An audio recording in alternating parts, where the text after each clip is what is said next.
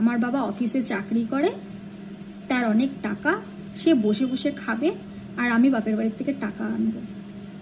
এই জিনিসটা আমি মেনে নিতে পারিনি, কারণ আমি খুব অভাবে মানুষ হয়েছিলাম আর আমার বাবার সবে উন্নতিটা শুরু হয়েছিল।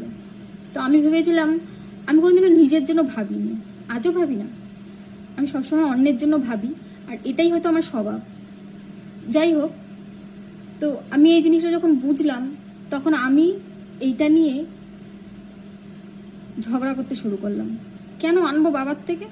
আজকে এটা নেই, কালকে ওটা নেই, ও কাজে যাবে না, সে করবে না, পয়সা আছে তোমাদের, ভালো জায়গায় কাজ করো, তা আমি কেন আমার বাপের বাড়ির থেকে আনবো? এইটা নিয়েই আমি ঝগড়া শুরু করেছিলাম। হ্যাঁ, প্রয়োজন মেটানো বাবা মা যখন দরকার, মা এটা দরকার, বাবা এটা দরকার, আমার বাবা দিয়েছেন। আমার বরকে পকেটে টাকা গুঁজে পর্যন্ত আমার বাবা দিয়েছে। এই 4 বছরের রিলেশনে বোধহয় 2বার আমার বাড়িতে গেছে, বাপের বাড়িতে। তার আমার সাথে শুধু সম্পর্কটা ছিল শরীরের, আমাকে দিয়ে কিছু না। আমি তার কিছুই ছিলাম না, শুধু ছিল টাকা আমার বাবার।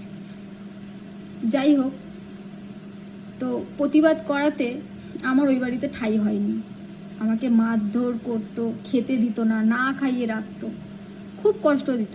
নিজে, আমার 4টে ননদ ছিল, নিজে সে ননদদের বাড়িতে খেয়ে ঠেয়ে আসতো, আমাকে কিচ্ছু দিত না। আমি না খেয়ে থাকতাম। না খেয়ে আর কতদিন থাকা যায়? বিয়ে 2 বছর ভালো গেছিল, তারপর যেই বাচ্চাটা পেটে এলো, তো আমার টর্চার ততই বেড়ে গেল। মানে এত টর্চার আমি সহ্য করতে পারছিলাম না। আমাকে খেতে দেবে না, ঘরে রান্না করতে দেবে না, বাবার থেকে টাকা নিয়ে আসো, আজকে তোমার শরীর খারাপ, বাবার কাছে যাও টাকা নিয়ে আসো, আজকে তোমার শরীর খারাপ, এই টেস্ট দিয়েছে, ওই টেস্ট দিয়েছে, এই করতে করতে করতে করতে আমাকে বাবার কাছেই পাঠিয়ে দিল। 4 বছর পর যখন আমি আসলাম বাচ্চা নিয়ে, তখন খুব ঝগড়া করলাম আমি, যে আমি যাব না, আমি এখানেই থাকবো। কিন্তু সেখানেও আমার কথা শুনলো না কেউ। আমি খুব ঝগড়া করেছি, আমি কেন থাকবো? 4টে বছর মা বাবার কাছে থেকেছি, বিয়ের পরেও যা প্রয়োজন তাই বাবা মার থেকে চেয়েছি, তারপরেও আবার কেন?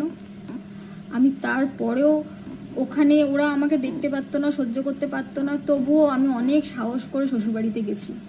আমার বাবাও ইচ্ছে ছিল না, মায়েরও ইচ্ছে ছিল না, কারণ আমার ছেলেটা দেখতে সুন্দর ছিল আর আমিও মোটামুটি একটু দেখতে সুন্দর হয়ে গেছিলাম বাচ্চা হওয়ার পরে।